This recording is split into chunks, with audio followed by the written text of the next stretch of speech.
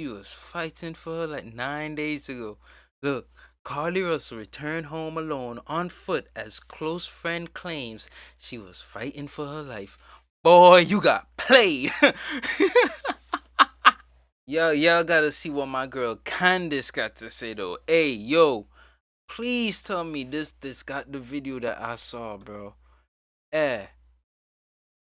What the join DistroKid for artist verification. Bro, these motherfuckers be listening to every mother thing. I just got off the phone with somebody about DistroKid, son. What in this shit here says it? Yo, I'ma subscribe, bro. I ain't gonna lie to you. Guys, we are live, and I rarely do this. Once I'm home, I'm usually like, all right, I'm done with politics. I'm not doing anything, but this story has seized me from the very beginning. First and foremost, because it started so ludicrously. Obviously, it was So something that seemed very terrifying. When named Carly Russell. This ain't the one that I saw, right? It's her Instagram, bro. You gotta see her Instagram, bro. Like, yeah, this is it, gang. Yo, hey, yo. Yo, before, so this is what we gonna get into. Hey, watch 13 minutes, okay. But you already know, bro. You already know. I really can't. And 30 minutes. Oh, dang.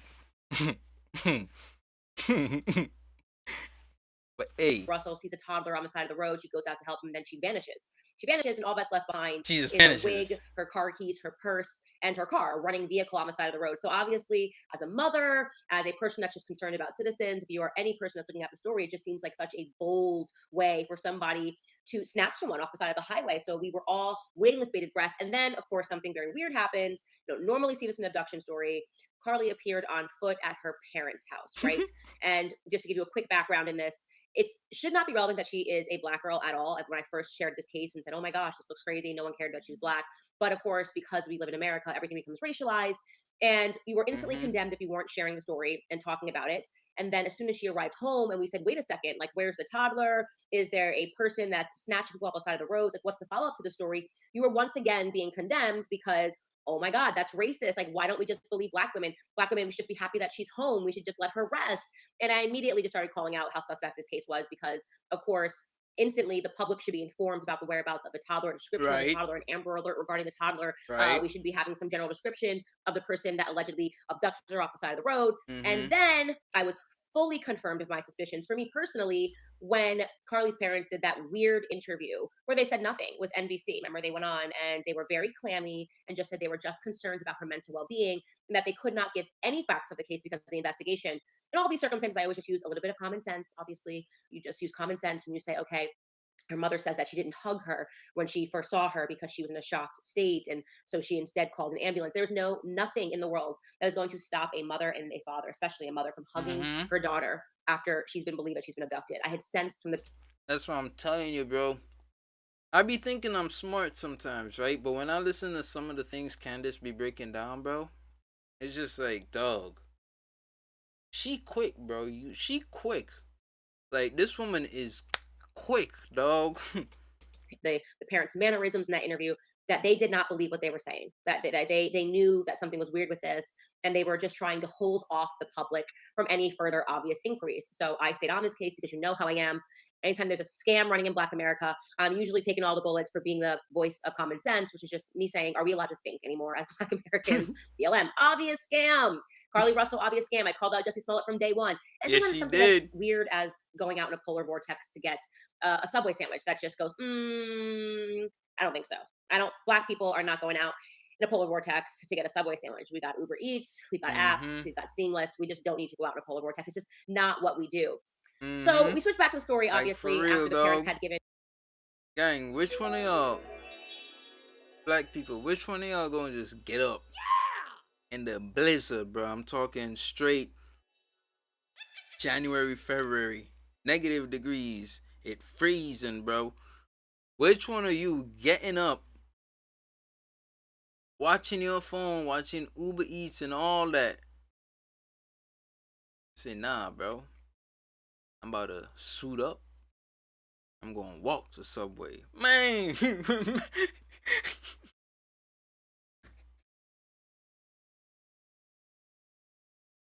in this interview, and we were waiting for the police to give some sort of a statement, a general Man, warning to the you public, ain't doing because that. people were actually fearful that were living in this small town. Parents that were writing in saying, like, is it safe for my child to even be traveling through Alabama if we have this person, this criminal on the streets? And Carlee's family, boyfriend, everyone was saying it's all about her mental rest. It's all about mental health. Forget the public safety measures. Forget the toddler. We all need to realize that Carlee is safe and sound. I wasn't going for it, but holy update, you guys. I didn't expect it to be bad. I didn't expect her story to be this bad. I didn't expect it to meet the level of Jussie Smollett absurdity. I didn't expect it to somehow be greater than its absurdity than two Nigerian men wearing MAGA hats, throwing bleach and a noose around somebody's neck while somebody just kept holding a sandwich. Because, like, Subway. That was crazy. When I first heard, I was like, bro, what? Wait.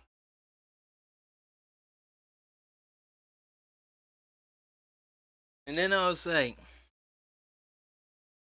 Jussie Smollett? Who the hell is that? And I hear the story, I was like, bro, that don't sound right. That don't sound right. And you said what? He on a TV show? Yo, so that was on the show. I swear, for the longest time, I thought that was like a part of the show he was on until Mans had to get up on stage and make an apology or whatever, and police got involved. I was like, bro, that shit was real.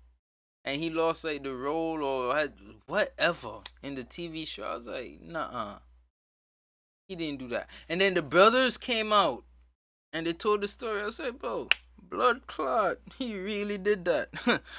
Yo, but this shorty crazy. Watch what this shorty did. That even when you are about to literally be lynched in the very black city of Chicago, you hold on to the sandwich even when the cops are there, right? Just like, I didn't expect that her story could have possibly topped that. I thought she was a Jussie Smollett, maybe 2.0. No, this girl took Jussie Smollett to the max. This was the max. Jussie Smollett walked so that Carlee Russell could sprint. Okay, that's what happened here. So the police today, in case you missed it on Facebook, I'm going to run through what they told us. They gave a public statement. They answered questions from reporters. And here is what the police chief has informed us. First and foremost, leading up to her disappearance, because her parents made us believe that they were cooperating with police. That is not the case. She gave a brief statement to the police officers after she arrived at her home, and then they just allowed her to rest for a few days, and they kept asking to further prod her narrative, and basically Carlee doesn't want to talk to the police anymore. They're like, we're waiting. Carlee is still dealing with just being home after physically fighting for her life and mentally fighting for life. She doesn't want to talk to police about anything. So obviously we know she's lying. But prior to leading to this moment where she saw this naked baby allegedly on the side of the road, a naked toddler wearing a diaper that nobody else saw, the police confirmed nobody else owns a toddler. Another huge red flag. I will say personally, as a Black person, I'm not going to chase anything or anyone into the woods. I'm not the first to die in a scary movie. I don't want to be Blair Witch Projected, but I'm definitely going to call the police if I see what I believe to be a child. I'm not going to go into the woods, but I'm definitely doing something responsible, like pull over my car and call 911. Well, leading up to this moment where she sees on the side of the road, Carlee at work that day stole some items from work. Very strange. She stole a dark colored bathrobe as well as a roll of toilet paper and some other items that the police declined to mention. Then she stopped at Target. First, she stopped to pick up some food from a place called the Colonnade, but then she stopped at Target and she picked up some snacks, a granola bar and some Cheez-Its. Now, this is interesting only because when that car was abandoned on the side of the road and Carlee was missing, so were the Cheez-Its and the granola bar, which would mean that when this individual abducted her, they didn't take her purse, they didn't take her keys, they didn't take her running vehicle, they didn't take her money, but they took her Cheez-Its and the granola bar, which, yeah, I guess people like Target. Maybe that's part of the narrative, but I wanted to mention that. So her story is she saw the baby, she pulled over, she called 911. The police officers actually played that 911 call. She describes it as a white male wearing a diaper and a t-shirt, looks to be about 3 or 4 years old. They ask her to stay on the line. The police officers point to the fact that what's weird is that after they traced the cell phone tower, they were able to discern that she moved 6 football fields. She said that she was with the toddler, following the toddler, but in that time period while she was on the phone, she moved 6 football fields. And there aren't many toddlers that are that quick that can just, on this very short phone call, have been running alongside her car and had her following it for 6 football fields. But that's not even the interesting part of this. I'm telling you that's the suspect part, but not as suspect as this. I didn't know that part. So she says that she pulled over her car. This is the statement she gave to police. Okay, just reminding you, statement she gave to police when they arrived at her house and she was in okay condition. When she pulled over her car to assist this toddler. Okay. She gets out of the vehicle. Are you okay? Are you okay? Hello, little toddler. And suddenly a man appears and he says the toddler is fine. And this man has red hair and is balding. So we could at least limit who this could possibly be. Not too many redheads in America. I'm thinking it could be Ed Sheeran. It could be Prince Harry. It might be Donald Trump. But we now know that we're probably dealing with a white male for sure. Right. So they appear out of the woods and they say she's fine. And suddenly the Prince Harry type character grabs her, okay, throws her over her shoulders. She screams, drops her phone. Obviously, this is what they're going to find later. And he runs into the woods with her. And I don't know how he did that. He must have been a strong balding redhead, which leads me to believe Prince Harry maybe not, maybe more of a Donald Trump type guy, and jumps over a fence with her and obviously the toddler as well. She didn't say that she was holding a toddler, said just her, but presumably he has the toddler with him. At this point, she says that he put her into an 18-wheeler and she heard the voice of a female, but she never saw the female, but she heard the voice of a female, and she also heard the voice of a toddler in this 18-wheeler. And she says that she somehow managed to escape, which is kind of incredible. But then either they or another car, this part wasn't clear in the police explanation, but then a car caught up with her and she got double kidnapped or double abducted. They put her into a car. I feel crazy telling the story, but this is what happens to Carlee Russell. According to Carlee Russell, they put her into a car and they transported her to a house. So now she's been double abducted. Now she's in this house, and the people in this house get her naked and they blindfold her. But she says this part, it's very important to note this. They did not tie her up when she was in the car. They blindfolded her so she couldn't see where she was going, but they did not tie her up the wrists because the captor told her that he did not want to leave any impressions on her wrists. So that's quite considerate, I think. If you have abducted someone and you are blindfolding them, then you just turn to them and you're like, you know what? Like, I know this has been a crazy day for you, but I'm not going to tie up your wrist because I don't want to leave any impressions. Like, who wants to have a mark left on their wrist? I thought that was very considerate of the captor. Just note that. Anyways, back to the house that they took her to. Just know where she is. She's in a house. And she says that they tell her to take off her clothes. Oh, no, I know what you're thinking. They're going to rape her. They didn't rape her, thankfully. Thank you. She was not raped, so she doesn't remember much, she says, but they definitely didn't touch her or do anything sexual. They did, she thinks, take pictures of her. Okay, so just the part of her being naked is going to become relevant later. Anyway, they took these pictures of her, and after they took these pictures of her, the female that was in this house, plausibly the one that she hadn't seen earlier, and she has not yet given a description of this female, then fed her crackers with cheese on it. It's interesting because she had a bag of Cheez-Its, so I'm wondering maybe if but the female fed her crackers with cheese. So if the woman feeds you, I guess you saw her at that point? The officers, which is, again, quite considerate. They probably thought maybe she wants to know what she wants to buy. She's hungry, she's tired. At that point, she says that the female played with her hair, which is interesting too. Like, maybe she was just curious because this is now her real hair, because remember, the wig's on the side of the road, so maybe the female was interested in hair care, wanted to know what was going on under the wig. At this point, they then got into the vehicle again, and lo and behold, you guys, she managed to escape again. My God, this woman is amazing. So she's got these adults around her. I don't know where the toddler is anymore, but she escaped again. And she said she immediately ran through the woods, and by golly, by the grace of God, when she exited the woods, she happened to be on her parents' street. So it couldn't have been far. I don't know, maybe just a couple of blocks over. Now, I feel like some of you guys might be questioning this narrative a little bit. And it might be because you have a thinking brain. But no, this is what Carlee is saying. She's sticking to the story. And you saw her parents on NBC saying her abductor is out there. Cheez-Its and all, which are probably the ones that she purchased. So this is a story that she gave to police. Now, here's what happened. Because she turned up at this house, her condition, by the way, the police shared that. She turned up with a cut on her lip, a tear in her shirt, and, quite mysteriously, ladies and gentlemen, Carlee Russell had $107 cash in her socks. That's very weird because they stripped her naked and they took pictures of her. I don't know where the $107 came from. Maybe, since these seem to be the friendly kind of criminals who don't want to leave impressions on your wrist, who don't want to take your purse or take your money. Maybe they gave her the money for all of her hard work. Who knows? But she said that she had $107. They paid her for her pictures when the police arrived, which they marked because they thought that was quite curious. So since she declined to speak further to police, the police began just doing some good old-fashioned police work after this, right? Finally. Well, something that they had in their possession was her phone. Carlee maybe didn't think this part through when she was snatching her own wig, because we all know that's what happened. So they decided to take her phone, and they involved the Secret Service. You're thinking, what secret? Are the Secret Service, can they find out anything? Well, the Secret Service apparently cannot find out who dropped cocaine at the White House. When it comes to Carlee Russell, they're able to do some good police work. And what they determined by looking at the data on her phone was that Carlee had some very curious Google searches. And by the way, can we just say this once and for all? Please stop Googling the crimes you are about to commit. It's just something that I think all of us need to stop doing, because I can't tell you how many stories I read about criminals Googling the things. How do you cut up a body? You know, I know our generation can't do anything with our phones, but generally speaking, if you did cut up a body and then, your wife goes missing, suddenly the police get your phone, they're gonna be able to see the search. But Carlee did not know this. Apparently, she's not the brightest criminal in the world. They took a look at her recent Google search history, and here's what they found.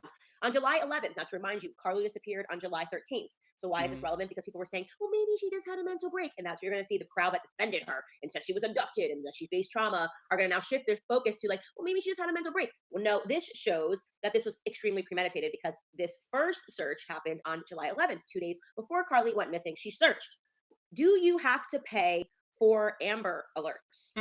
A weird search. Amber Alerts are used when people are abducted. Why does she want to pay for one? Is she paying for her own Amber Alert? I don't know. That is what search. She Googled or researched on her phone, maybe using a different browser. Then on the actual day that she went missing, 8 hours prior to her missing, she searched how to take money from a register without being caught. Now we know that she took some things from work.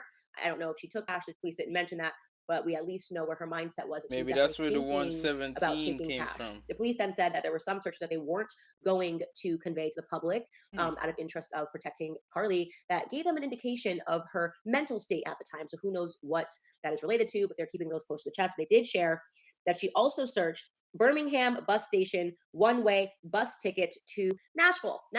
Interesting, because she doesn't live in Nashville, so a one-way bus ticket kind of sounds like she was going to run away and maybe restart her life in Nashville. Maybe she was Ed Sheeran took her in the forest. Maybe she fell in love with him. Ed Sheeran plays some great tunes. Hold on, Candace. I think I know what she was going to do. Here's what she was going to do, right? She was going to use the fake kidnapping as a cover for her to get to Nashville. Hence why she needed to steal the stuff and the money and whatnot. And that's probably what the money in the socks was. She probably... Bro, she probably was just... Bro, she crazy, bro. She is crazy. Straight up and down crazy, bro. Because if you're going to run away, just do it. You feel me? She created this whole elaborate thing. And she probably was going to move to Nashville and start her life over, like Candace said. But, like, you do a whole baby kidnapping thing. Like, what's going on with you? You know what I mean? Here in a couple of days. I don't know, but that is what she researched. Maybe she knew a redhead was going to take her in the forest. I don't know. We can't be sure, guys, okay? She also, this is probably the most embarrassing search of them all, ladies and gentlemen, she Googled Taken, the movie with Liam Neeson, where he takes his daughter and he's on revenge and you've abducted his daughter and now he's coming for you. Yeah, she researched that on the day that she disappeared. She decided to Google the movie just as a refresher of perhaps of what an abduction might look like. And by the way, this is just lucky because you must believe women. And obviously her story is true. This all really happened to her. There are no questions that you should have about this story unless you just hate women and you're a sexist, misogynist, whatever the shtick is today. Lastly, the last thing is that the officer shared that she searched on her phone is maximum age of Amber Alert. So that's what she was curious about. Sounds like maybe she was concerned about issue. I think she wanted to issue her own Amber Alert, because why would you look up maximum age? Or maybe this was relevant to the toddler that she was going to concoct from thin air. I don't know. These are her search terms. So what I would say that if you are still holding on to the idea that Carlee Russell is telling some version of the truth, I don't know how else to inform you that you are definitely an idiot. You are definitely an idiot. You might think you're compassionate, but the truth is that you're just not that smart, right? And you just have to look at these situations and use just hey, yo, Candace is so real, watch bro. She's like watch the way her family clammed up after she returned. Watch how they were saying that she just needs to heal. It's just, this is not the rhetoric that you would say if there was a maniac on the loose with balding red hair, balding orange hair, whatever the color of the hair was, that was just grabbing people outside the street. The common sense aspects of this case was that other people on this busy interstate would have phoned in a naked little baby walking down. Common sense tells you You that did if you get are a like person 3, who is 4, into 5, abducting 10, people, that 100. perhaps not on a really busy interstate is that a very good idea. People might have cited that and seen that and seen it's just a very bold It way. would foil your Also, that plan. person would have had no idea, absolutely no idea, who would have pulled over for the toddler. It could have been three jacked Anybody. dudes, like, oh yeah, we're gonna save this toddler. And then this little scrawny redhead balding person comes out, and they would have been like, what's up? Yeah, no, what's up? And then this little toddler, it could have been three jacked dudes, like, oh yeah, we're gonna save this toddler. And then this little scrawny redhead balding person comes out, and they would have been like, what's up? Yeah, no, what's up? And then they just wouldn't have gone the way. It's just a way that people abduct people. They see a little bit, it's quite bold, okay? And Very so, bold. as with this story began falling apart, and people were still holding on to it because they wanted to hold on to some vision in which we should just believe all women, this is a perfect reminder of why we don't. This is why we explore the facts and we use our common sense. All right, guys. I don't touch this case, as you have seen. If you are starting from the beginning, I've been covering it on my show all week. And go to Monday's episode, and you can dive into where this all started and how we got here.